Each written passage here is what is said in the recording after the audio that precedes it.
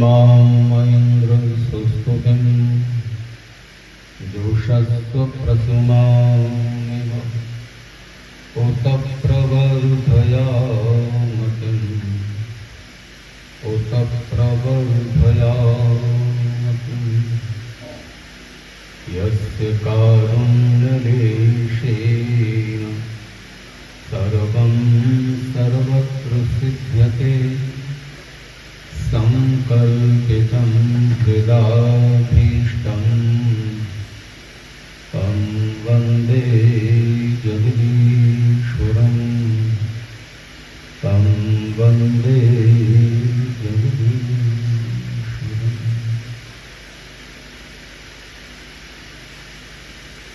प्रिय सुखवीर जी शास्त्री, प्रिय डॉक्टर ब्रजेंद्र जी, डॉक्टर रामपाल जी, श्री जितेंद्र जी, सम्मान्य संतोष आर्य जी, इस कार्यक्रम की सफलता के लिए दिन रात जिन जिन्होंने परिश्रम किया वे सभी कर्मठ महानुभाव, जिनका इस टीम का नेतृत्व श्री विनोद जी कर रहे हैं, सभी युवा मित्र, प्रतिष्ठित महानुभाव, विचारशील सज्जनों, मनुष्य को युवा होना चाहिए कि वृद्ध होना चाहिए? बोलते जाइए तो फिर इसी तरह मेरी बात आगे बढ़ेगी। युवा होना चाहिए, वृद्ध कोई नहीं होना चाहता। वृद्धावस्था को, बुढ़ापे को अभिशाप समझा जाता है, मुसीबत समझा जाता है। सचमुच ऐसा है भी, क्योंकि वृद्धावस्था आने पर शरीर के सारे अंग प्रत्यंग एक साथ शिथिल होने लगते हैं, एक साथ हड़ताल पर जाने की तैयारी करते हैं।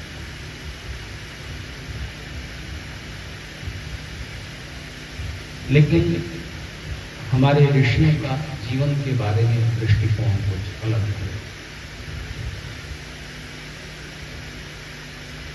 उनका कहना है कि मनुष्य को जीवन इस तरह जीना चाहिए और जीवन की सफलता, सुख तभी प्राप्त होंगे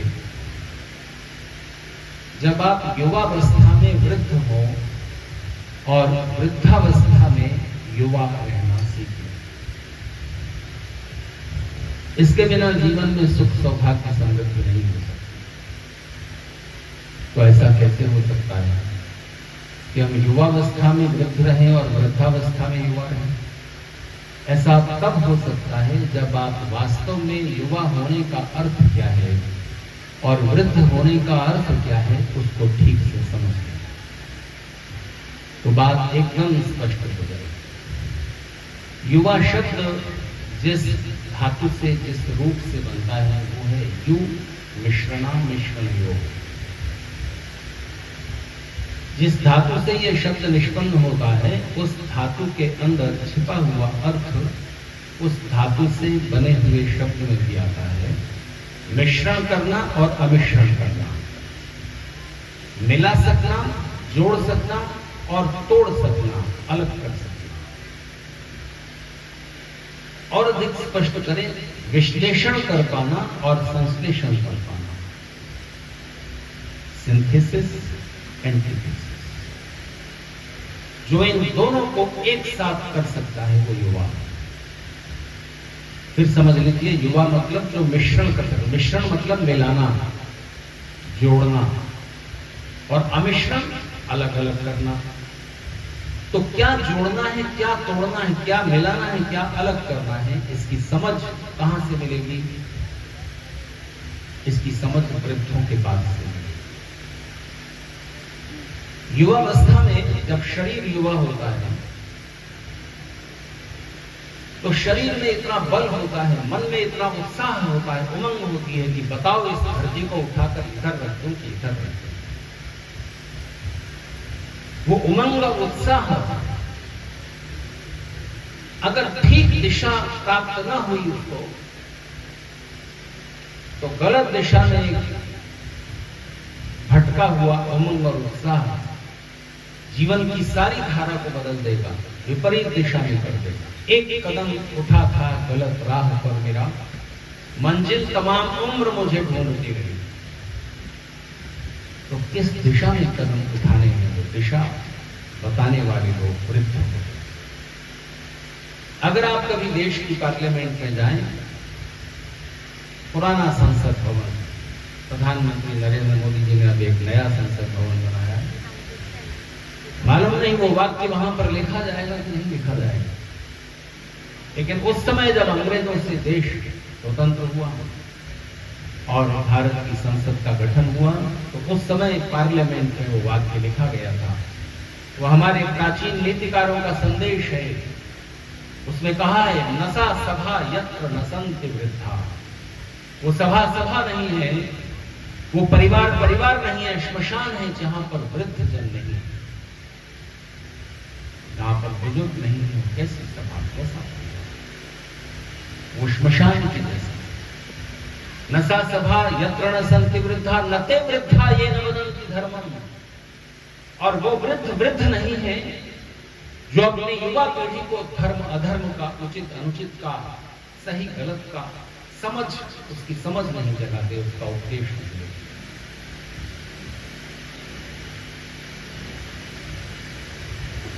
तो जब ये वृद्धत्व और यौवन दोनों जुड़ते हैं, तब जीवन में मंगल उतरता है, सौभाग्य उतरते हैं, प्रगति होती है, समृद्धि होती है। आप सब युवा जो जीवन में आगे बढ़ना चाहते हैं, समाज में, देश की व्यवस्था में परिवर्तन लाना चाहते हैं, एक बात ध्यान रखिए, हर युवा को जब वो समझदार होने लगता है तो उसे समाज में, परिस्थितियों में, व्यवस्था में बहुत सारी बुराइयां, बहुत सारी गलतियां दिखती हैं और उनको सुधारने का मन में एक छटपटाहट होती है। वो युवा युवा नहीं है जिसके मन में देश और समाज में छाई हुई गलतियों को, अन्याय को देखकर मन में आक्रोश न उपजता हो, क्रोध न उपजता हो और उनको बदल डालने के लिए इसका मन न मचलता हो, वो युवा नहीं है। भले ही उसका शरीर युवा हो, बाल काले।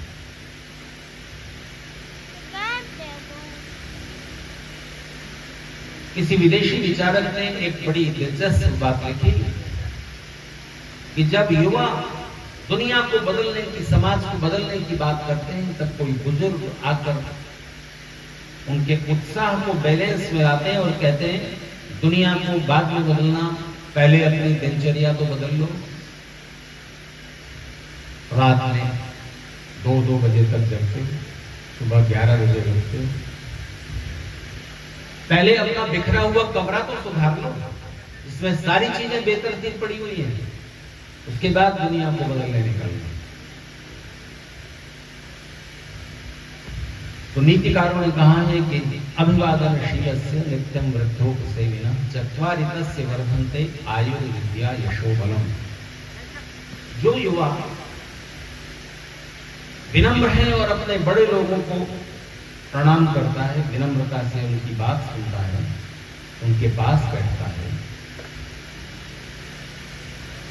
उसकी 4 चीजें बढ़ती हैं, आयु, विद्या, यश और बल।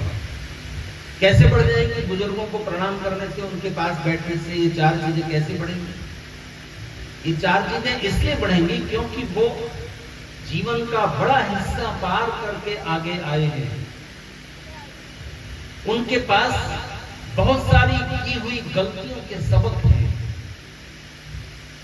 जिनकी वजह से उन्होंने जाना है कि जीवन का क्षय, जीवन का नुकसान किन किन बातों से होता है, किन किन बातों को करने से शरीर पर बुरे असर पड़ते हैं। तो वो अपने युवाओं को सीख देते हैं, देखो ऐसा मत करना। दूसरों को शिक्षा देने के 2 तरीके होते हैं, एक अपने सही अनुभव से शिक्षा देना, दूसरा अपने गलत अनुभव से, जिससे हमने नुकसान उठाया है, उससे सीख देना। जैसा कि आपको बताया गया है कि एटा में एक संस्कृत महाविद्यालय है, मैं वहां रहता हूं एटा में, और मुझे पहले महीने में 2-3 बार दिल्ली की यात्राएं करनी हो जाती थी। एटा से दिल्ली जाते हुए रास्ते में एक शहर पड़ता है छोटा सा, जिसका नाम है सिकंदराबाद। वहां पर रेलवे का फाटक है, ट्रेनें आती जाती होती हैं, तो ट्रेन आने में थोड़ा समय रह जाता है तो फाटक बंद हो जाता है। सारे वाहन, बस, ट्रक सारे रुक जाते हैं।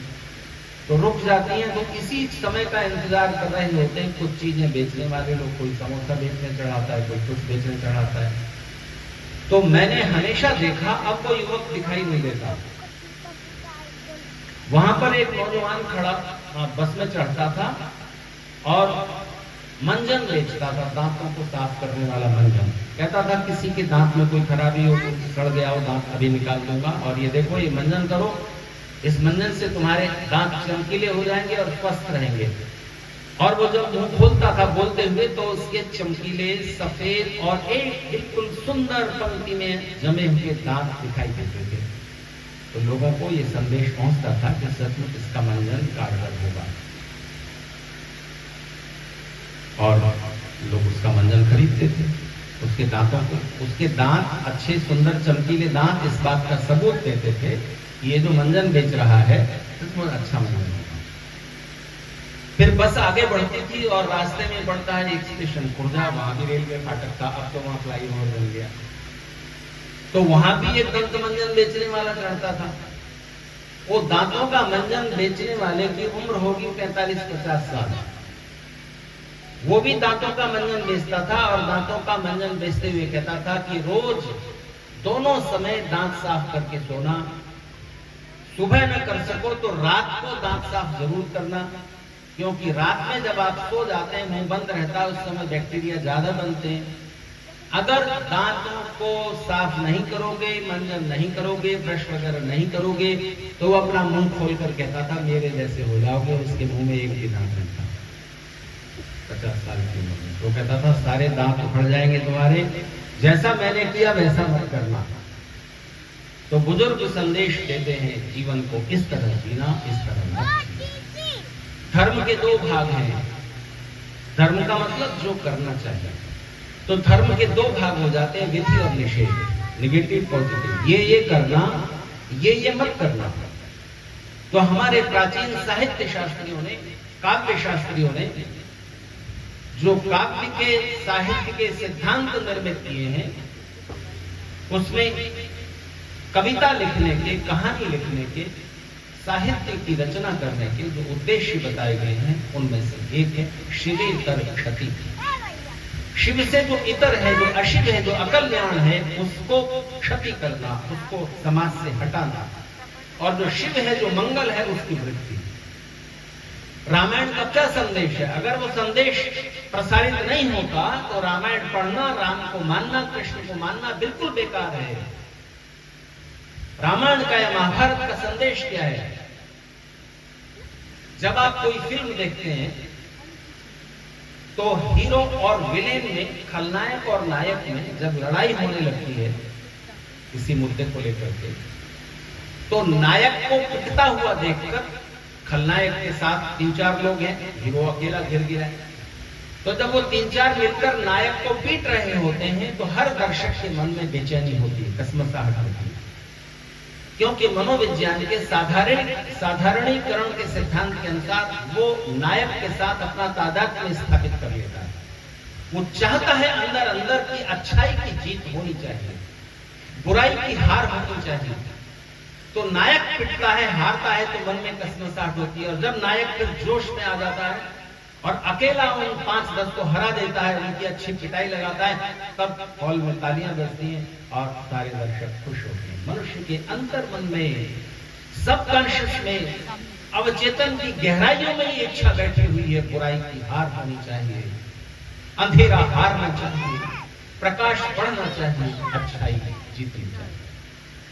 तो रामायण का संदेश है रामादिवत वर्तव्यम न रामादिवत। राम जैसा आचरण करना, रावण इत्यादि जैसा नहीं। राम और राम का साथ देने वाले लोगों के साथ होना, रावण के साथ नहीं, कृष्ण के साथ होना, कंस के साथ होना। और समय, बदलता हुआ इतिहास, उसमें जो जो टर्निंग पॉइंट्स आते हैं, वो समय हर समय की पीढ़ी से युवाओं से पूछ रहा होता है, बताओ कृष्ण की सेना में शामिल होगे कि कंस की सेना में? तुम्हारा साथ, तुम्हारा अंतर्मन श्री राम के साथ है या रावण के साथ है?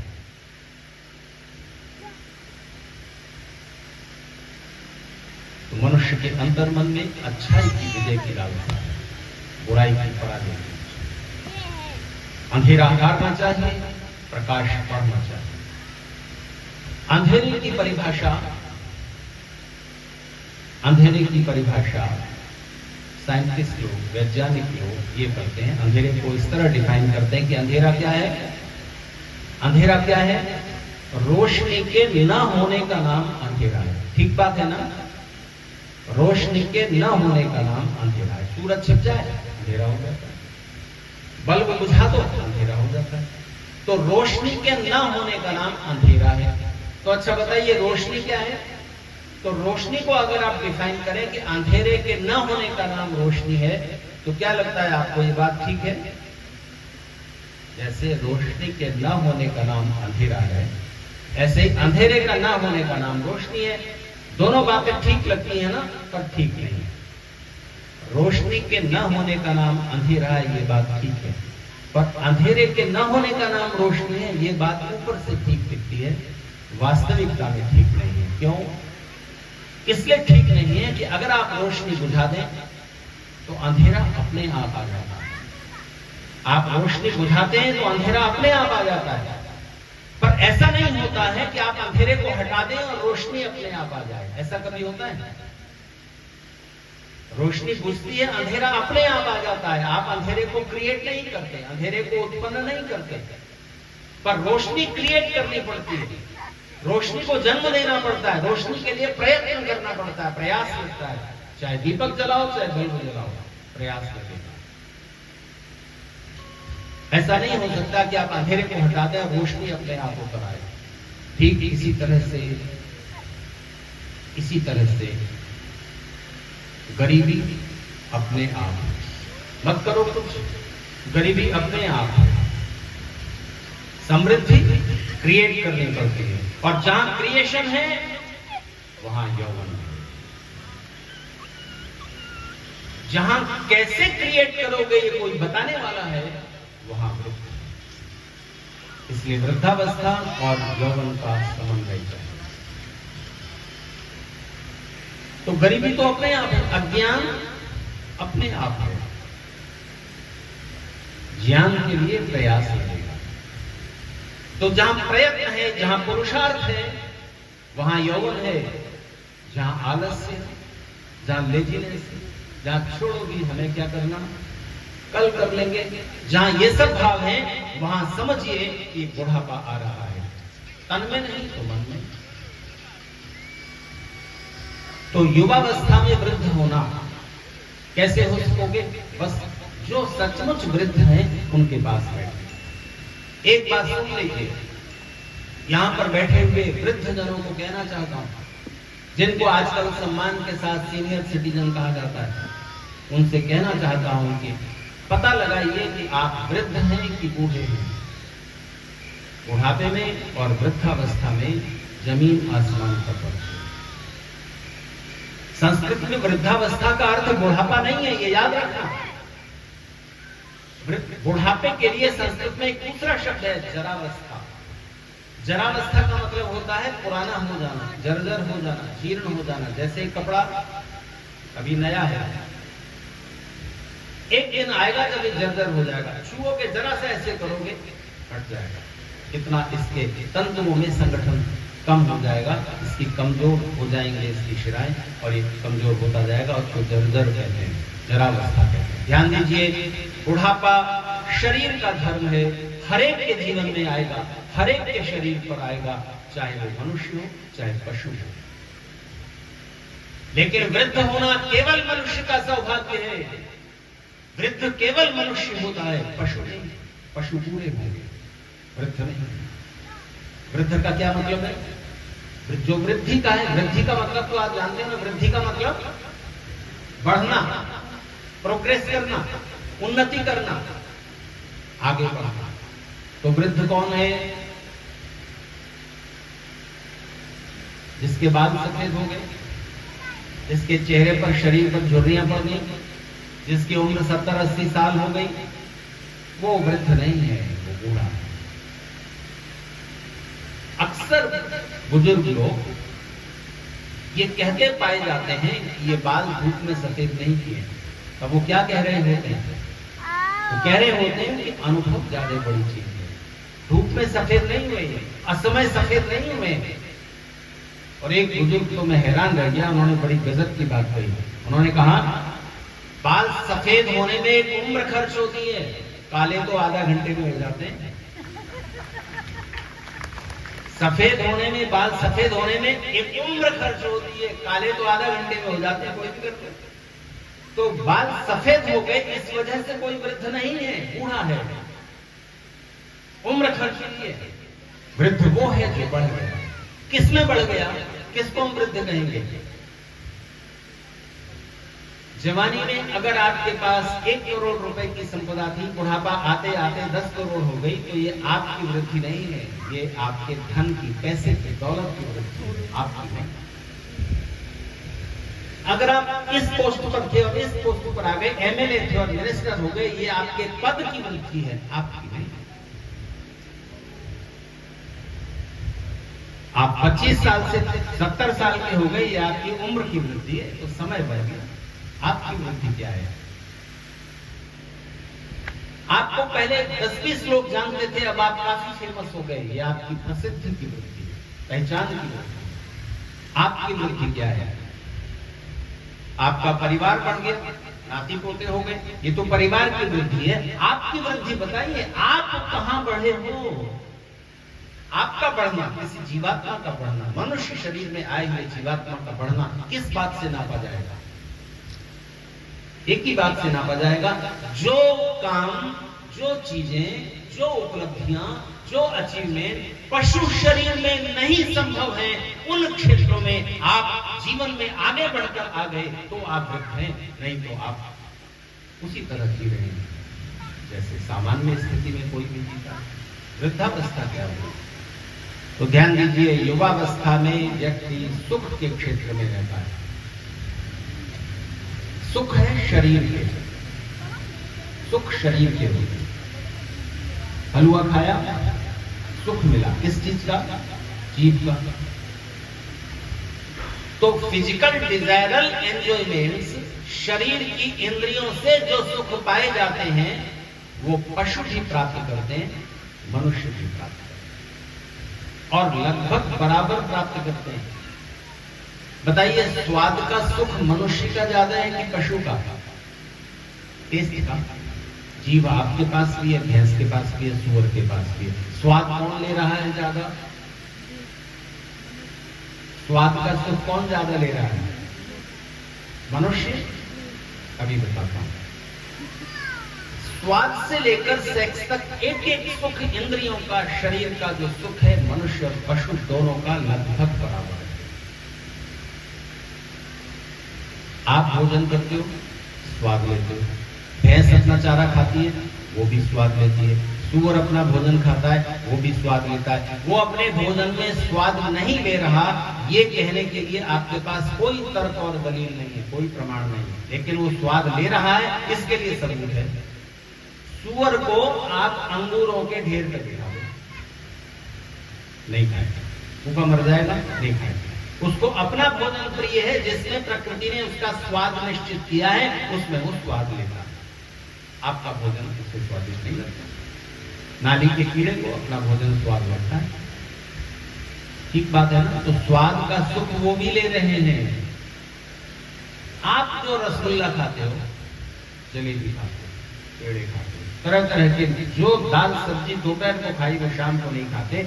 आप नए नए व्यंजन, टेलीविजन पर कम से कम 10-20 चैनल ऐसे हैं जो नई नई रेसिपी सिखाते रहते हैं। ये ऐसे बनाओ बेसन की, ये बनाओ, ये तरह तरह की नई नई, रोज एक नई डिश मनुष्य खोजता है। आप रोज एक नई चीज खाइए, जिंदगी छोटी पड़ जाएगी। वो नई चीजें खाने पीने की, उनकी गिनती कम नहीं। तो आप तो स्वाद का सुख ज्यादा ले रहे हो, ऐसा आपको लगता है। नहीं, ये स्वाद का सुख नहीं है, ये वैरायटी का सुख है। समझ में आई बात? ये नए नए भोजन का सुख है, स्वाद का सुख नहीं है। तो शरीर के सुख भरा हुआ है। मनुष्य को कौन से सुख प्राप्त है? बुद्धि का सुख मनुष्य का। ये उंगलियां कितनी है? एक छोटा बच्चा भी बताएगा जिसने थोड़ा गिनना सीख लिया। भैंस। तो जिस बच्चे को इतना भी नहीं सिखाया, इतना भी ज्ञान नहीं है, बाद में जाकर उसको कितनी तकलीफ होती है। ज्ञान का एक बड़ा आनंद। जैसे ही एक मुश्किल बात समझ में आ जाती है, हर बच्चे को खुशी मिलती है। एक बात समझ में आ जाती है, एक पहेली जैसे कोई बच्चा सुलझाता है, उसको उतना ही मजा आता है, उतना ही आनंद जितना आर्किमिडीज को आया था। यूरेका यूरेका कहते हुए एथेंस की गलियों में घूम रहा। एक बार मेरे सामने छोटे छोटे बच्चे बिठा दिए गए कि इनको कुछ समझाइए, इनको कुछ समझाइए। छोटे पहली दूसरी क्लास में नर्सरी के बच्चे। तो उन्हें क्या बताऊं भाई, वेद मंत्र की व्याख्या थोड़ी उनके सामने की जाएगी। तो मैंने उन बच्चों से पूछा, अच्छा एक सवाल का जवाब दो। आपकी मम्मी ने एक कपड़ा धोकर तार पर सुखा दिया रस्सी पर, उसको सूखने में अगर 1 घंटे का टाइम लगता है, तो 10 कपड़े सुखाए तो कितना टाइम लगेगा? तो छोटे छोटे बच्चे अभी नया नया गणित सीखा है, झट से बोले 10 घंटे। एक कपड़ा सुखाने में 1 घंटा, तो 10 कपड़ा सुखाने में 10 घंटे। जैसे ही मैंने उन्हें याद दिलाया कि एक साथ 10 कपड़े सुखा दिए तो 1 ही घंटे में सूख जाएंगे, तो सारे बच्चे खुश हो गए, हाँ 1 घंटे। तो जैसे ही कोई बात पता चलती है, वैसे ही आपको एक अद्भुत खुशी मिलती है। और जैसे ही कोई सच्चाई आपको पता लग जाती है, वैसे ही आपके मन में एक और उमंग उठती है, ये सच्चाई सारी दुनिया को पता लग जाए, दूसरों को बताऊं सच ये। तो बुद्धि के प्रयोग के बिना तो आप कानपुर की किसी व्यस्त सड़क को भी पार नहीं कर सकते। इधर से गाड़ी आ रही, इधर से गाड़ी आ रही, वहां भी आप अकल का इस्तेमाल करते हो। लेकिन बुद्धि का सबसे बड़ा सुख क्या है? बुद्धि का सबसे बड़ा सुख है कि जीवन के गहरे प्रश्नों के उत्तर ढूंढना। इस जिंदगी से पहले क्या था, मृत्यु के बाद क्या होगा, क्या इस संसार को बनाने वाली कोई शक्ति है, यही दुनिया अपने आप ऐसे ही बन गई? अगर कोई शक्ति है तो क्या उसकी प्रार्थना करनी चाहिए? करनी चाहिए तो कैसे करनी चाहिए? इत्यादि जीवन और जगत के गहरे प्रश्नों के उत्तर की खोज में बुद्धि को लगाना और उनके उत्तर ढूंढना, ये बुद्धि का सबसे बड़ा सुख है। मन के स्तर के सुख बुद्धि से अलग है। आप फिल्म देखते हो, नृत्य देखते हो, ये कलाओं के जितने रस हैं ये मन के। अच्छा बताओ, अभी आप भानु प्रकाश जी का संगीत सुन रहे थे और प्रसन्न होकर आपने भेंट भी दे रहे थे, तो ये सुख कान का था या आंख का? बता चुका हूं मैं बात, कान का था कि आंख का? बोलिए ना। कान का था, आंख का नहीं था? जी नहीं, ये कान का भी नहीं था। अगर कान का सुख संगीत होता तो भैंस भी भानु प्रकाश जी के संगीत को सुनकर झूम रही होती। नहीं होता। ये मन के स्तर पर, जितनी भी कलाओं का रस है वो मन के स्तर पर प्राप्त किया जाता है। कान तो केवल आवाज अंदर पहुंचाने का साधन है। भैंस के पास भी ज्यादा बड़े हैं आप, पर संगीत का सुख वो नहीं ले सकते। तो मन, जितना भी आप संगीत सुनते हो, फिल्म देखते हो, अभिनय देखते हो, नृत्य देखते हो, सुंदर तस्वीर देखते हो, ये सब मन का सुख है। मन के स्तर का सबसे अच्छा, सबसे बड़ा सुख कौन सा है? जल्दी बोलो।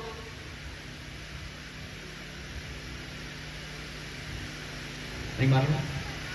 शादी हुई थी, 7 वचन किए, याद है ना? 7 वचन भूल गए, एक भी याद नहीं।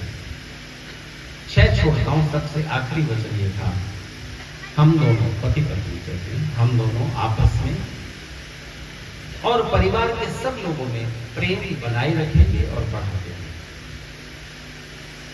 दुनिया में जो जो पाना है वो 6 कदम चलते हुए 6 वचनों में आ गया। 7वां वचन करते हुए ये कहा जाता है कि देखो, 7वीं चीज इतनी इंपॉर्टेंट है कि अगर सब कुछ हुआ तुम्हारे पास, करोड़ों रुपए हुए, तुम धरती के सम्राट हो गए, तो भी तुम्हें सारी जिंदगी और सारी दुनिया फीकी, नीरस और वीरान लगेगी अगर वो एक चीज न मिली। कौन सी? प्रेम। धरती पर एक भी इंसान तुम्हें मन की गहराई से प्यार नहीं करता तो तुम्हें सब फीका नीरस और विराम लगेगा।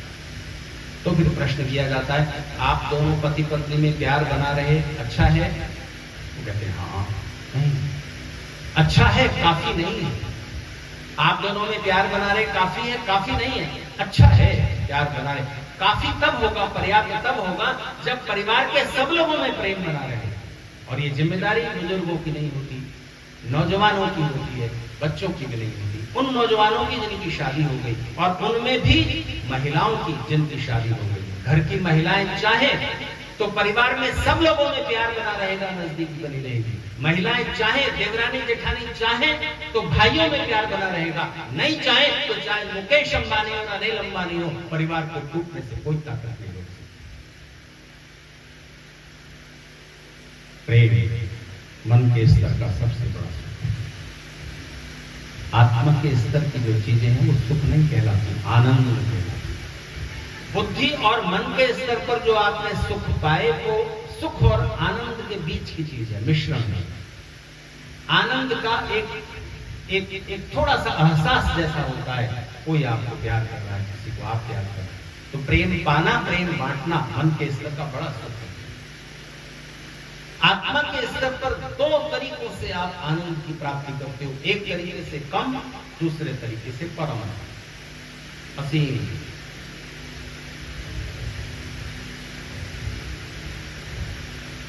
जैसे ही आप सड़क पर जा रहे थे, आपने देखा कि एक अंधा आदमी सड़क पार करने की कोशिश कर रहा है। बड़ी सड़क, व्यस्त सड़क, वो पैर आगे बढ़ाता है अपनी लाल सफेद छड़ी आगे करते हुए, तभी उसके कान बताते हैं कि अभी इधर से कोई गाड़ी आ गई, पैर पीछे कर लेता है। फिर आगे बढ़ाता है, फिर उसे लगता है इधर से गाड़ी आ गई, कश्मकश में है, आगे जाऊं न जाऊं।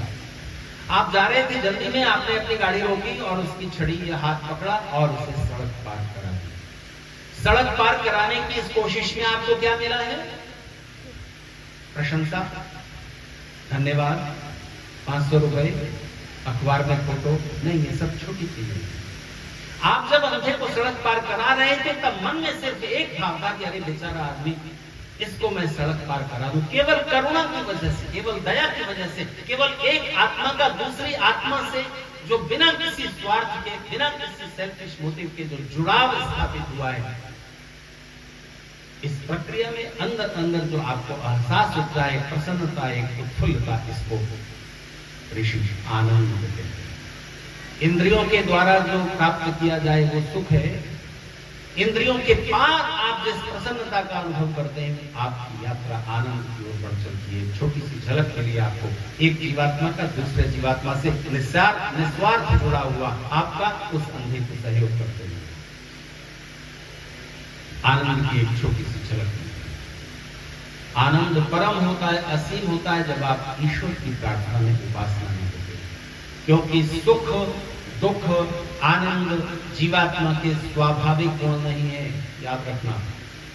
जीवात्मा का स्वाभाविक गुण अगर सुख होता तो स्वाभाविक गुण वो होता है जो गुणी से कभी अलग नहीं किया जा सकता। अग्नि का गुण क्या है? गर्मी। आग से गर्मी को आप अलग नहीं कर सकते। गर्मी, उष्णता अग्नि का स्वाभाविक गुण है। पानी को गर्म कर दो आग पर रख करके, तो गर्म पानी में जो गर्मी है वो गुण पानी का स्वाभाविक गुण नहीं है। थोड़ी देर रख दो, ठंडा हो जाएगा, ठीक है ना? तो ये नैमित्तिक गुण था, अग्नि के निमित्त से, अग्नि के संपर्क से आया, किसी वजह से आया, ये नैमित्तिक गुण है, स्वाभाविक नहीं। तो जीवात्मा का गुण अगर सुख स्वाभाविक गुण होता तो जीवात्मा हमेशा सुखी रहता, पर ऐसा तो नहीं। जीवात्मा का स्वाभाविक गुण अगर दुख होता तो जीवात्मा हमेशा दुखी रहता, ऐसा नहीं।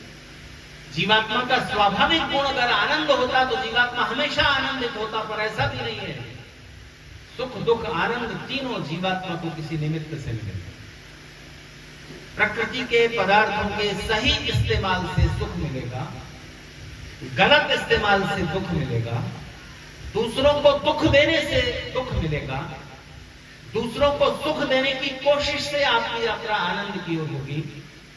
आनंद परमेश्वर का गुण है, परमेश्वर की निकटता से आनंद की प्राप्ति होगी। ध्यान दीजिए, वृद्ध कौन है?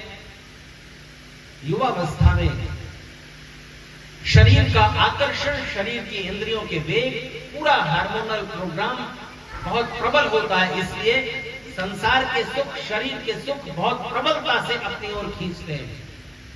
सब कुछ बहुत अच्छा लगता है दुनिया की रंगीनियां।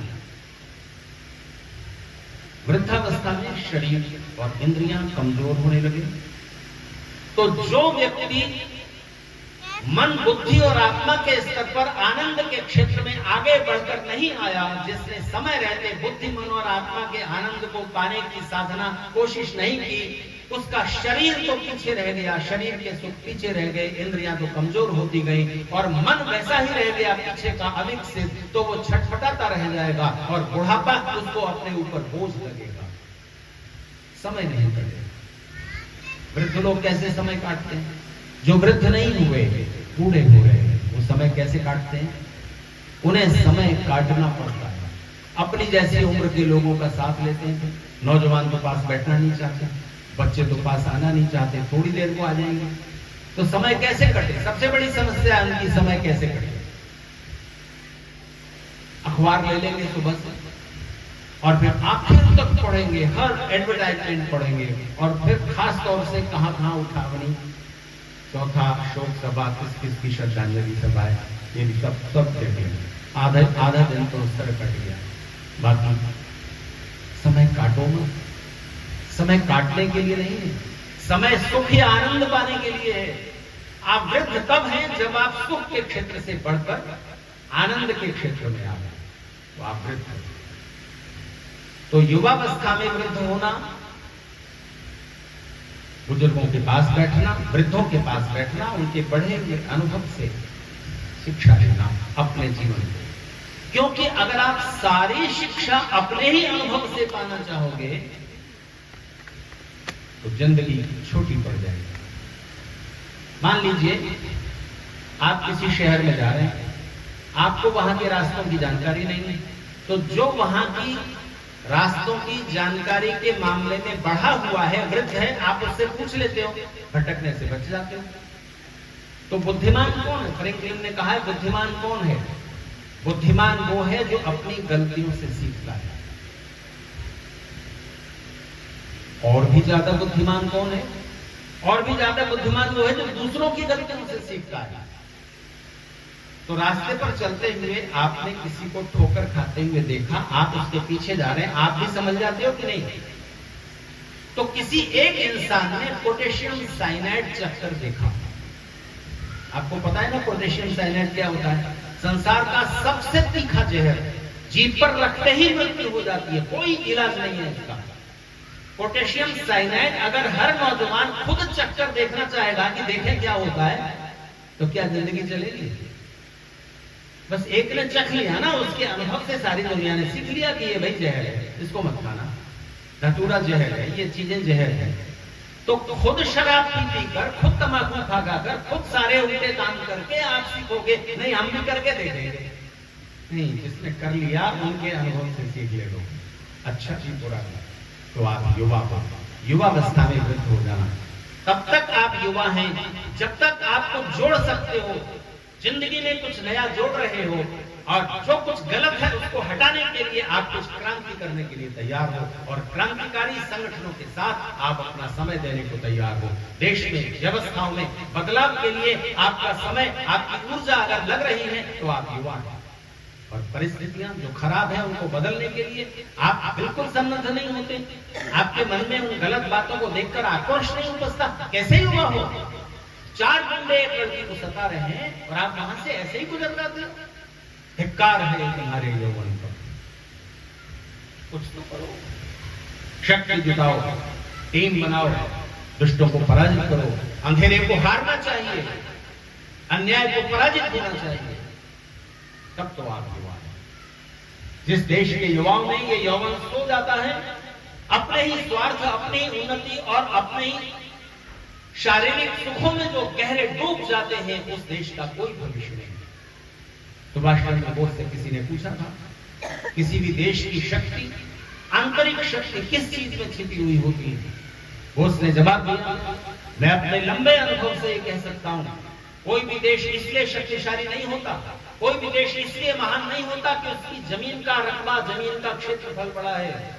कोई देश इसलिए महान नहीं होता, इसलिए शक्तिशाली नहीं होता कि उसकी जमीन में उपज ज्यादा होती है, बहुत फसलें पैदा होती हैं। कोई देश इसलिए शक्तिशाली नहीं होता कि उसका बिजनेस, व्यापार, व्यवसाय बहुत बड़ा है, उसकी जीडीपी बहुत ज्यादा है। कोई देश इसलिए शक्तिशाली नहीं होता कि उसकी जमीन के अंदर बहुत सारी खनिज संपदाएं, सोना, चांदी, हीरे, यूरेनियम वगैरह छिपे हुए। कोई देश इसलिए शक्तिशाली नहीं होता कि उसकी जनसंख्या बहुत बड़ी है। कोई देश केवल तभी शक्तिशाली होता है जब उस देश की युवा पीढ़ी के मन में अपने देश, अपनी संस्कृति के प्रति स्वाभिमान का भाव है। कोई देश तभी शक्तिशाली होता है जब उस देश के युवा अपने देश की स्वतंत्रता, आन बान और शान के लिए अपना बलिदान देने को तैयार होते हैं। तभी किसी देश को हम शक्तिशाली कह सकते हैं। शक्ति बंदूक की नली में नहीं होती, तोपों में नहीं होती, परमाणु बम में नहीं होती। किसी देश के युवाओं में अपने देश के लिए प्राण न्यौछावर करने के जज्बे के अंदर होते। सेकेंड वर्ल्ड वॉर चल रहा था, दूसरा विश्व युद्ध। तो दूसरे विश्व युद्ध में जिसमें सारे देश शामिल थे, भारत भी शामिल था। अंग्रेज तब यहाँ शासन करते थे, भारत की सेना अंग्रेजों की तरफ से लड़ रही थी। दूसरी तरफ हिटलर, मुसोलिनी और ये मित्र देश थे, जापान। नेताजी सुभाष चंद्र बोस आजाद हिंद फौज बनाकर हिटलर के साथ शामिल होकर लड़ रहे। हिटलर की पराजय हुई। एक समय आया, कुछ परिस्थितियां ऐसी बनी, हिटलर की गलती थी कि उसने बहुत सारे मोर्चे एक साथ खोल दिए। खैर, उस इतिहास में आपको नहीं ले जाता। हिटलर ने जब हॉलैंड पर आक्रमण किया, एक छोटा सा देश है हॉलैंड, ध्यान दीजिए, हॉलैंड की जमीन समुद्र की सतह से थोड़ा नीचे है और किन्हीं इलाकों में, ज्यादातर इलाकों में समुद्र का पानी अंदर न घुस आए, इसके लिए ऊंचे बांध बनाकर उन्हें अपने देश की रक्षा समुद्र के पानी से करनी पड़ती है कि बाढ़ ना आ जाए, समुद्र का पानी अंदर न घुस आए।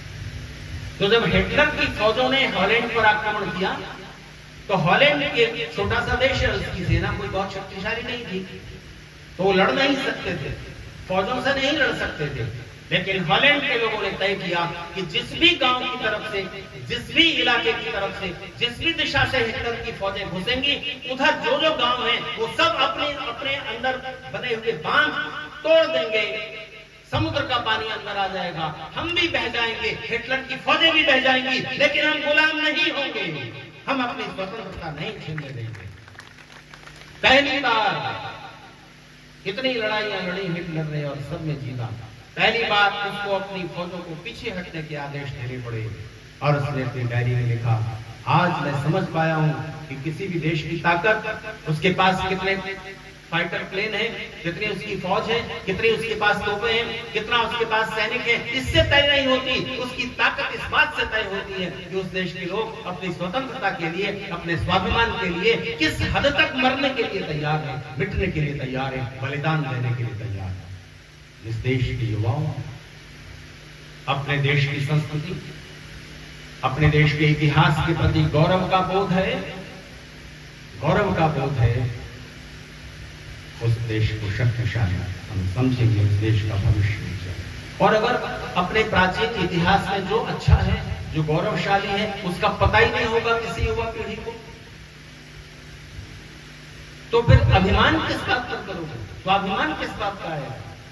अभी मैं और डॉक्टर बैजयंत जी माननीय मिश्रा जी के घर पर थे, कुछ बातें चलने की। मिश्रा जी ने बड़ी तकलीफ से बताया कि युवा पीढ़ी में अपने धर्म और संस्कृति का जो भाग है तो धीरे धीरे कम होता जा रहा है। पता चला उनके जो छोटे बेटे हैं वो हर शनिवार को अपने मित्रों के साथ किसी मंदिर में पूजा अर्चना के लिए जाते हैं, ये आस्था है। तो मुझे आश्चर्य हुआ कि इस उम्र में और 4 दोस्त साथ में, तो जब 4 दोस्त युवा मित्र साथ मिल जाएं तो कहीं गोवा वगैरह पिकनिक के लिए जाएंगे, ब्रजन जी बोले कि अब मंदिर जाएंगे, तो बड़े आश्चर्य की बात है। तो ये बात आश्चर्य की होने लग जाए तो समझिए कि देश किस दिशा में जा रहा है। किसी भी देश में 2 बातों पर अगर आश्चर्य होने लग जाए तो समझ लेना कि उस देश का भविष्य सुरक्षित नहीं है। एक, किसी देश के युवा को आप दूसरों के हित में, दूसरों की भलाई में काम करता हुआ देखकर, धर्म और संस्कृति के आयोजनों से जुड़ा हुआ देखकर अगर ज्यादा अवस्थाओं में आश्चर्य होने लगे, ये सहज बात न रहे, तो समझिए कि उस देश की आंतरिक शक्ति अब पतन की तरफ। और किसी भी देश का सबसे बड़ा दुर्भाग्य तब होता है जब किसी देश में ईमानदारी बेवकूफी समझी जाने लगे। किसी व्यक्ति ने 10 लाख रुपए से भरा हुआ बैग पुलिस को दे दिया ला करके ईमानदारी से, यह आश्चर्य की बात हो गई, सहज बात नहीं रही। समझिए उस देश में नैतिकता निरंतर अवमूल्यन हो रहा है, मनुष्यता का पतन हो रहा है। 30 वर्ष पहले मैं देखता था, ज्यादा समय नहीं हुआ, 30 वर्ष में इतना परिवर्तन आया है कि कहीं ट्रेन एक्सीडेंट हो जाता था, बस एक्सीडेंट हो जाता था, तो आसपास गांवों के लोग और जो भी जनता वहां थी वो इकट्ठी होती थी, तो घायलों को निकालते थे, पानी पिलाते थे, घाव पोंछते थे, मरहम पट्टी करते थे, डॉक्टर को, पुलिस को सूचना देते थे। अब कहीं एक्सीडेंट होता है तो सबसे पहले वहां पहुंचे हुए लोग मोबाइल छीनते हैं, घड़ी उतारते हैं, चैन उतारते हैं, पर्स निकालते हैं और दूसरा, और उसके बाद छोड़कर भाग जाते हैं। एटा से कभी आप बरेली की तरफ जाएं, जहां हमारे भानु प्रकाश जी रहते हैं, तो रास्ते में गंगा पड़ती है, कछला है हमारे ब्रजन जी का शहर है, कासगंज उसके नजदीक है कछला। तो गंगा की धारा वहां काफी चौड़ी है, लंबा पुल है, अब पुल बन गया, लेकिन पहले पुल था रेलवे का, वहीं से बसें जाती थी। तो अब से 25 साल पहले तक वहां लोग नहाने जाते हैं, और पूर्णमासी अमावस्या, सोमवती अमावस्या पर तो भारी भीड़ हो जाती है हिंदू समाज की नहाने के लिए। तो उस नहाने के क्रम में कोई अंदर चला जाता तो वहां थोड़ी बहुत नावें भी चलती हैं। तो जो नाविक होते थे, जो मल्लाह होते थे, वो बिना किसी स्वार्थ के, बिना किसी पारिश्रमिक के कूद करके और डूबते हुए आदमी को बचा लाते। अब स्थितियां ये बदली है, ये मनुष्यता का पतन बता रहा हूं, केवल मल्लाह की बात नहीं है, किसी भी समुदाय के साथ ये बात जुड़ी हुई है। अब वो डूबते हुए आदमी को बचाने से पहले किनारे पर जो रिश्तेदार हैं उनसे सौदा करते हैं, 5,000 रुपए लेंगे, 10,000 रुपए लेंगे, जैसा उसकी शक्ल सूरत दिख रही है, कितना पैसा अधिक से अधिक दे सकता है, उसके बाद बचाने के लिए। तो मरता क्या नहीं करता, फिर ज्यादा से ज्यादा जितना पैसा मांगे, चल भाई बचा के ला हमारे रिश्तेदार। तो हम उन्नति की ओर जा रहे हैं या अवनति की ओर जा रहे हैं, ये देखने का समय है। हम वृद्ध हो रहे हैं या बूढ़े हो रहे हैं, हम किस क्षेत्र में उन्नति करने की आकांक्षा रखते हैं, तो ध्यान दीजिए। युवा और वृद्ध इन दोनों का समन्वय चाहिए। और बचपन तो छूटी है। आपको सबसे अच्छी उम्र कौन सी लगती है, बचपन, जवानी या बुढ़ापा?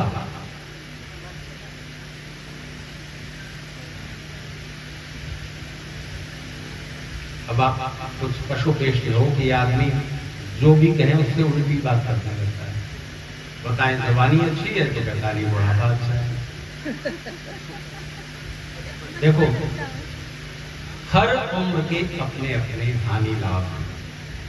बचपन अच्छा लगता है आपको, और है भी बहुत मामलों में, लेकिन क्या आप बच्चे ही रहना चाहेंगे? अच्छा बताओ, ईमानदारी से बताओ। क्या आप चाहेंगे कि आपका छोटा बच्चा जो गोद में है उतना ही बड़ा रहे? नहीं चाहोगे ना? कितना परेशान करता है, रात में कभी भी रोने लगता है, अब पता ही नहीं लगता कि क्यों रो रहा है, पेट में दर्द है, भूखा है कि गीला हुआ, सब देख लिया, लेकिन कुछ पता ही नहीं लगा। चलो अच्छा, थोड़ा बड़ा हो गया, अब आपके कपड़े में गीले नहीं करता, अब वो अपनी परेशानी बता देता है, ठुमक ठुमक के चलता है, बड़ा अच्छा लगता है। 4 साल की उम्र है, स्कूल जाने लगा, आप चाहोगे वो उतना ही रहे? 4 साल का ही रहे, आप चाहेंगे? नहीं ना, आप चाहेंगे और बड़ा हो। अभी तो किसी काम का नहीं है, बस खेलना उसका अच्छा लगता है, और तो किसी काम का नहीं है ना।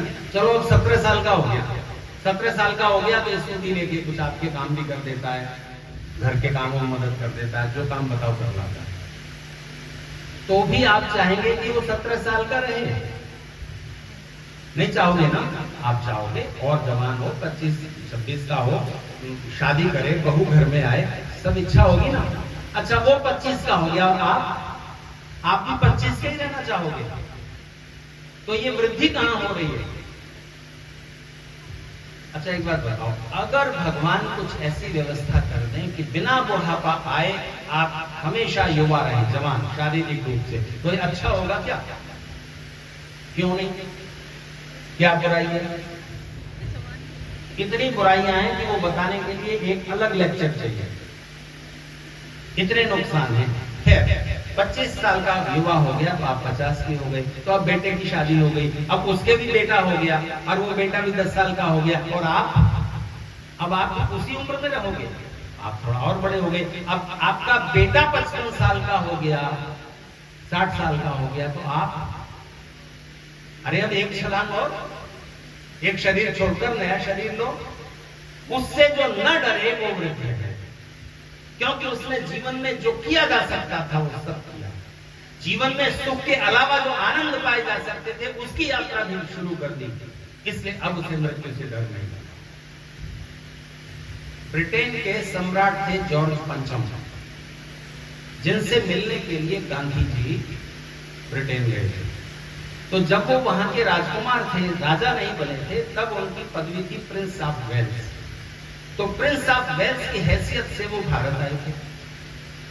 तो जब वो प्रिंस ऑफ वेल्स की हैसियत से भारत आए तो उन दिल्ली में उनकी सवारी निकाली जाने थी, हाथी पर बिठा के, और पीछे पीछे सेना पुलिस वगैरह। तो दिल्ली में चारों तरफ सवारी निकाली जा रही थी। तो ये बता दिया गया जनता को कि इस इलाके से राजकुमार की सवारी निकलेगी। तो वहां तैयारियां होने लगी। कॉलोनी में जो जो मोहल्ले पड़ते थे सब जगह गलियों में साफ सफाई होने लगी। सब बड़े बड़े बंदरवार तोरण द्वार सजाए गए। इधर से राजा निकलेंगे, राजकुमार निकलेंगे, प्रिंस ऑफ वेल्स निकलेंगे। तो जब सब जगह सफाई हो रही थी और प्रिंस ऑफ वेल्स के स्वागत की तैयारियां की जा रही थी, तो कब्रिस्तान के लोगों ने सोचा कि हम भी कुछ तैयारी करें। तो उन्होंने कब्रिस्तान की दीवार पर सफेदी करवा दी, व्हाइट वॉश करवा दिया, घास वास हो गया इसमें वो साफ करवा दी, और जो कुछ उसमें गुलाब के पौधे लगवा दिए। कब्रों के ऊपर भी सफेद करवा दिया, व्हाइट पेंट करवा दिया। सब जगह जब कर दिया तो आखिर में उन्होंने वहां एक होर्डिंग लगा दिया, वेलकम। कब्रिस्तान वालों ने सोचा कि सब वेलकम कर रहे हैं तो हम भी वेलकम करें। तो कब्रिस्तान वेलकम कर रहा है, कोई जाना नहीं चाहता। भानु प्रकाश जी कह रहे थे सबसे बड़ा आश्चर्य है। पर ध्यान दीजिए, वृद्ध वो है जो खुद तो कदम आगे बढ़कर मृत्यु को वेलकम कर सके। आओ हम तैयार। जिसने जीवन को भरपूर जी लिया, भरपूर जी लिया, सचमुच वृद्धावस्था में पहुंचा, सुख से बढ़कर आनंद के क्षेत्र में आ गया, उसको कोई तकलीफ नहीं है। ईश्वर की व्यवस्था में है, वो आनंद की स्थिति में है। एक शरीर छोड़कर दूसरे शरीर में जाना। तो ऋषियों ने जो जीवन शैली सौंपी है बहुत उदार है, बहुत दिव्य है। तो जब आप यज्ञ करते हो तो यज्ञ करते हुए जो उसके मूल तत्व हैं वो है देव पूजा, संगतिकरण और दान। देव पूजा और संगतिकरण और दान किए बिना आपके जीवन का कोई भी सुख संपन्न नहीं होगा। अगर आप यज्ञ के अनुसार जीवन जिए तो युवावस्था से होते हुए उन्नति करते हुए वृद्धावस्था पर्यंत जीवन सुख आनंद से भरपूर है। कैसे जिए? देखिए, सबसे पहले अपने जीवन की दिव्यताओं को पहचानें, डिविनिटी को पहचानें। युवाओं को कहना चाहता हूं, आपके अंदर जो विशेषताएं हैं उनको पहचानें और उन्हें विकसित करें। सब लोगों में सारे गुण नहीं होते, कोई एक गुण विशेष होता है। एक बात याद रखना, इस दुनिया में हर इंसान स्पेशल है। हर व्यक्ति के अंदर कुछ न कुछ विशेषता है। अपने अंगूठे का निशान लो सफेद कागज पर, थंब इम्प्रेशन, और दुनिया में 740 करोड़ इंसान है, सबके साथ मिलाना, किसी के भी अंगूठे के निशान से आपके अंगूठे का निशान मेल नहीं करेगा। इससे पता चलता है कि आप दुनिया में अद्भुत हैं, विशिष्ट हैं, बाकी सबसे बिल्कुल अलग है। कुछ आपके अंदर छिपी हुई जो विशेषताएं, ये तो अंगूठे की विशेषता है। अपने अंदर छिपी हुई विशेषताओं को पहचानना और उन्हें विकसित कीजिए। देव पूजा यानी दिव्यताओं को, विशेषताओं को पहचानना और इन दिव्यताओं को पहचाने समझे बिना आपका कोई काम शुभ नहीं होता। देखिए, एक गृहिणी है, एक दिन वो अपने किचन में घुसी और उन्होंने देखा बरसात बीत गई है, बरसात आने वाली है, गर्मी का मौसम बीत रहा है, तो सूजी के डब्बे में इतनी सी सूजी बची है। अब बरसात में तो खराब हो जाएगी, तो चलो इसका उपयोग कर लें। अब इतनी सी सूजी को उन्होंने हलवा बना लिया। अच्छा बताइए, हलवे में कितनी चीजें पड़ती हैं सूजी के? सूजी, चीनी, घी, पानी। इन 4 चीजों को ठीक मात्रा में ठीक तरह से मिलाए बिना क्या हलवा बनेगा?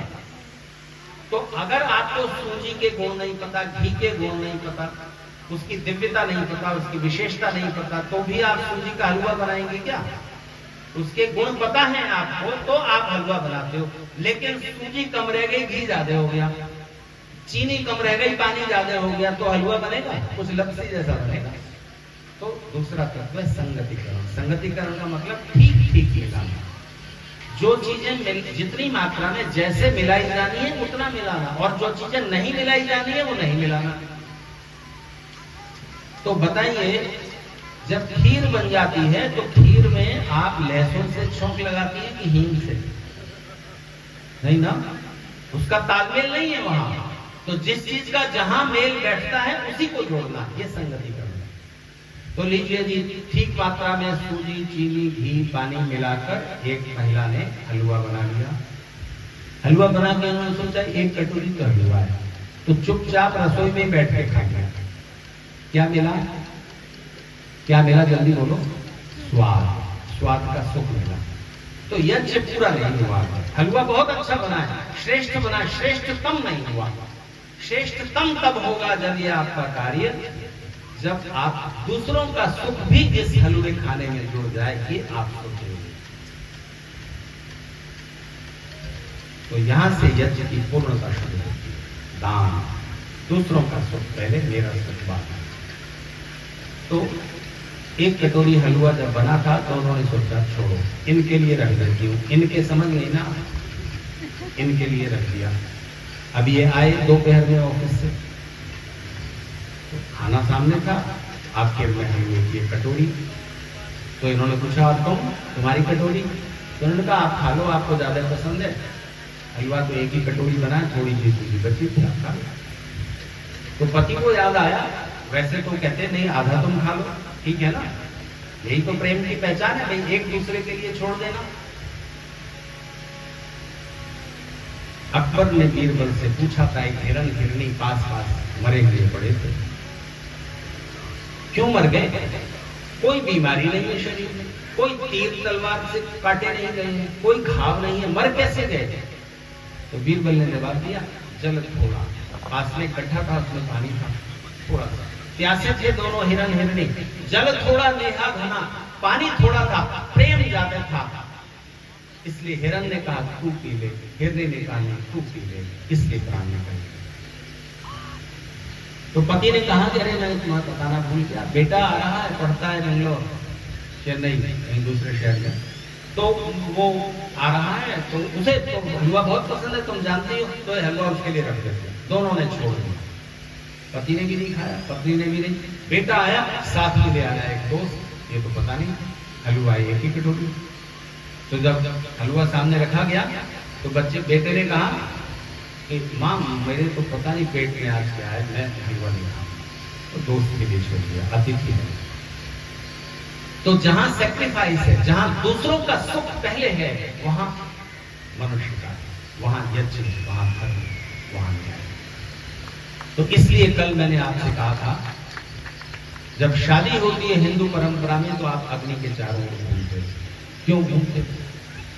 बस यही एक सामान्य हिंदू की और एक आर्य समाज में आने वाले हिंदू में फर्क पैदा होता है कि वो उन ऋषियों के संदेशों को समझने की कोशिश करता है। बताइए आप दिवाली क्यों मनाते हैं?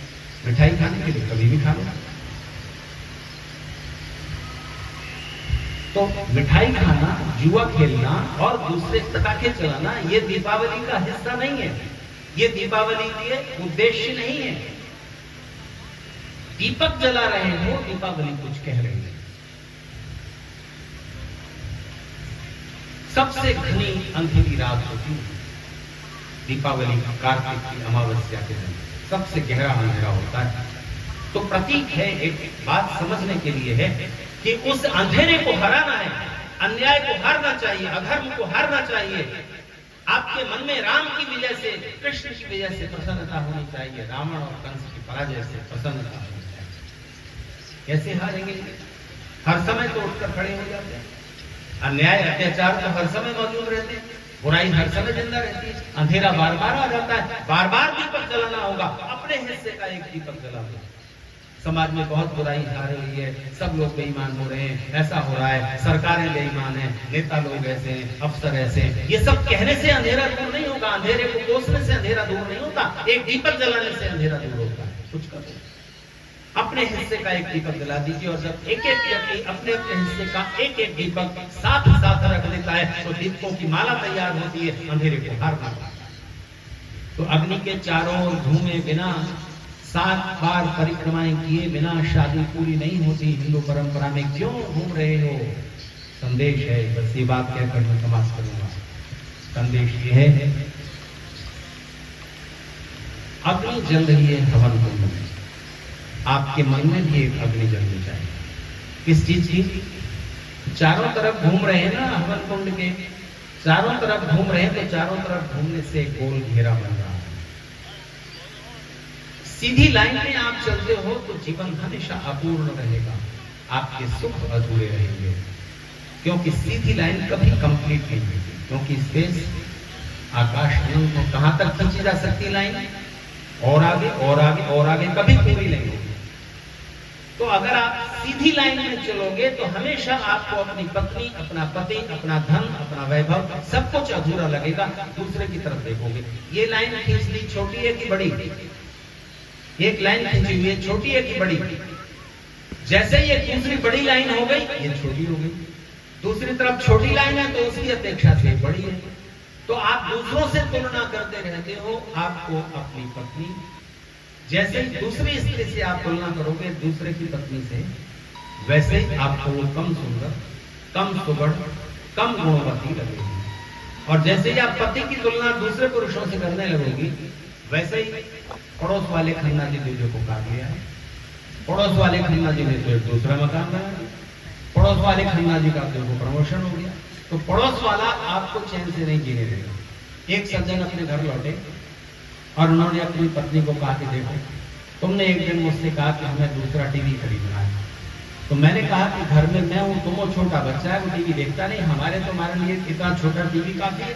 नहीं नहीं, हमें एलईडी स्क्रीन का बड़ा टीवी चाहिए। दूसरी औरतें आती हैं, बड़ी शर्म आती है छोटा टीवी। तो इस टीवी का क्या करोगे? ये टीवी मैं रसोई में रख लूंगी, दाल पकाते पकाते वहां थोड़ा टीवी सीरियल मेरा निकल जाता है, वो देख लूंगी, ये ड्राइंग रूम में रहेगा। अच्छा ठीक है, तो मैं एक टीवी ले आया। फिर तुमने कहा कि हमें एक दूसरी कार खरीदनी है। मैंने कहा अपनी ऑटो सेंट्रो, ठीक है, छोटी कार देखो, मैं हूं, तुम हो, बच्चा है, हमें बड़ी कार की क्या जरूरत है? नहीं, उन्होंने कहा देखो पड़ोस वाले भाई साहब जो है वो एक दूसरी कार ले आए, तो हमें भी एक दूसरी कार चाहिए, मैं भी कार चलाना सीखूंगी। आप ऑफिस चले जाते हो, मुझे शॉपिंग करनी होती है, यहाँ जाना है सहेलियों के यहाँ, तो ये कार मेरे लिए रहेगी, आप ये बड़ी कार खरीद लो। पड़ोस वाले भाई साहब नहीं खरीदी। तो फिर मैंने ऑफिस से यहाँ वहाँ से कुछ लोन लिया, कुछ उधार भी कर लिया, तो कार खरीद। फिर एक दिन तुम बोली कि देखो हमें एक और वहाँ फ्लैट खरीदना है, एक और मकान खरीदना है, उस कॉलोनी में नहीं बन रही। तो मैंने कहा कि नहीं देखो, हमारे पास रहने कोई अच्छा खासा मकान है, माता पिता का दिया हुआ, इसलिए हम रहते हैं, परेशानी क्या है? दूसरे का क्या करेंगे? तो उन्होंने कहा कि पड़ोस वाले भाई साहब ने उस कॉलोनी में दूसरा मकान बुक कर लिया है, इन्वेस्टमेंट भी सही, कभी उसकी कीमत उठ जाएगी, इसलिए पड़ोस वाले भाई साहब ने मान लिया है, तो मैंने दूसरा मकान भी लिया कर्ज वर्ज लेकर के, आज तक उसकी किस्तें कर रहा हूँ। आज मुझे पता चला है कि पड़ोस वाले भाई साहब एक दूसरी बीवी भी ले आए हैं। अब बताओ, यही कंपटीशन करते रहना है? तुमने कहा पड़ोस वाले भाई साहब दूसरी टीवी ले आए, अब वो कार ले आए, पड़ोस वाले घर से तो कार ले आए, अब मकान दूसरा हो गया तो मकान भी ले लिया। अब बताओ, पता चला है दूसरी बीवी ले आए हैं। तो सीधी लाइन कभी पूरी नहीं होगी, आप दूसरों की तरफ देखते रहोगे। गोल घेरा पूर्ण है अपने, छोटा या बड़ा, एक गोल घेरा छोटा खींचा हुआ, एक गोल घेरा बड़ा खींचा हुआ है, दोनों पूर्ण है कि नहीं? दोनों अपने में पूर्ण है। किसी से कंपटीशन नहीं। आकाश का अनंत विस्तार, उड़ान के लिए निमंत्रण है, नहीं है बाधा। कोई भी पंछी छोटा हो या बड़ा पूरा है, नहीं आधा। तो जीवन को पूर्णता देना चाहिए। दूसरी बात, केंद्र में, सेंटर में रखना जीवन का मुख्य लक्ष्य और उसको प्राप्त करने की आग, उत्साह और उमंग की संकल्प की आपके मन में जलती रहे। क्या है जीवन का मुख्य लक्ष्य?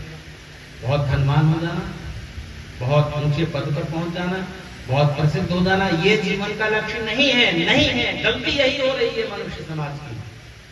जीवन का लक्ष्य है सुख और आनंद की प्राप्ति। जो कुछ भी करो, ऐसा करना वैसा करना, कानपुर छोड़ के लखनऊ चले जाओगे, लखनऊ उत्तर प्रदेश छोड़ के मुंबई चले जाओगे, बेंगलोर जाने रहोगे, बिजनेस छोड़ के सर्विस करोगे, सर्विस छोड़ के बिजनेस करोगे, ऐसा वैसा जो कुछ भी करना, चारों तरफ की एक्टिविटीज के सेंटर में रखना जीवन का मुख्य लक्ष्य। इस गतिविधि का, इस एक्टिविटी का, इस कार्य का परिणाम सुख होगा कि नहीं?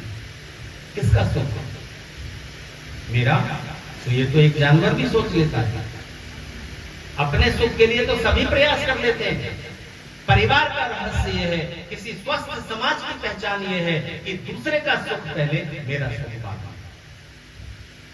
भारत की कोई भी स्त्री जिसकी शादी हो गई है, जब अपने किचन में घुसती है तो दिन में 3 बार उनके सामने सवाल उठता है, कौन सा? इस समय क्या बनाया? होता है कि नहीं सवाल, क्या बनाया? किसी दिन ऐसा हो कि जल्दी है आपको, एक ही चीज बना सकती हैं, तो क्या बनाएंगे? एक ही चीज बना सकती हैं, तो किसके स्वाद को आप पहले रखेंगी? अपने स्वाद की बनाएंगी या पति के स्वाद की? सास ससुर के स्वाद की, बच्चों के स्वाद की? किसका स्वाद पहले मन में आएगा? उनको ज्यादा अच्छा लगता है। अपना स्वाद नहीं, दूसरे का स्वाद। और घर का कोई आदमी बाहर से लौट रहा है, लखनऊ गए, दिल्ली गए, कहीं दूसरे देश में गए, वहां से लौटते हुए कोई खाने पीने की चीज की दुकान मिली, पैसे खत्म हो गए थे, क्रेडिट कार्ड वो ले नहीं रहा, आपको कैश थोड़ा है जेब में, एक ही चीज खरीद सकते हो, तो किसके स्वाद की खरीदोगे? उनको अच्छी लगती है, उसको अच्छी लगती है, तो उनका स्वाद याद आएगा। ये चीज यहाँ मिल रही है, उसको बहुत अच्छी लगती है, खरीद लो। दूसरे का सुख पहले जहां है वहां प्रेम है, वहां परिवार है। जब आप समाज में बाहर निकलते हैं, परिवार में, तो दूसरों का सुख पहले, मेरा सुख बाद में। समाज में नियम काम करेगा, अगर मेरे काम से मेरे सुख के साथ साथ दूसरों का सुख भी बढ़ जाए, अपने कामों को इस तरह करना, श्रेष्ठतम रीति से करना। और अगर दूसरों का सुख ना बढ़ सके, मेरा ही सुख हो, तो कम से कम इतना जरूर ध्यान रखना कि दूसरों को दुख न पहुंच जाए मेरे किसी काम से। सड़क पर अपनी गाड़ी खड़ी कर रहे हैं, स्कूटी खड़ी कर रहे हैं, तो ये ध्यान रख के खड़ी कीजिए कि दूसरों को आने जाने में रुकावट तो नहीं होगी। ये सोच करके जब आप चलते हैं, आपका हर कार्य यज्ञ बन रहा होता है। और जैसे ही आप अपने कर्मों को श्रेष्ठतम रीति से करने लगते हो, दूसरों का सुख भी उसमें शामिल हो जाता है। वैसे ही आप ईश्वर की कृपा के अधिकारी बन जाते हैं। आपने इस यज्ञ में उपस्थित होकर इसमें जो भी प्रार्थनाएं की, आर्य समाज के इस कार्यक्रम में जैसा भी आपका सहयोग रहा, परमेश्वर उस पुण्य का फल आपको दें और आपके जीवन में, परिवार में सब प्रकार से सुख सौभाग्य की वृद्धि हो। मेरी आपको बहुत बहुत शुभकामनाएं। और जिन लोगों ने इस कार्य को सफल बनाने में अपना प्रत्यक्ष अप्रत्यक्ष जैसा भी सहयोग किया है, वे सब ईश्वर की कृपा के अधिकारी हैं। मैं उन्हें बहुत शुभकामनाएं और आशीर्वाद देता हूँ। दूर दूर से लोग यहाँ आए, और सुखवीर जी तो मुंबई से आते हैं, बाकी लोग उनके मित्र और दूसरे रिश्तेदार गांव से और पड़ोस से आते हैं। कासगंज काफी दूर है, वहां से डॉक्टर ब्रजेंद्र जी, डॉक्टर रामपाल जी, जितेंद्र जी ये पधारे। और आप सब लोग अपना अपना मनोरंजन जरूरी का वो सब छोड़ करके यहाँ पधारे। आप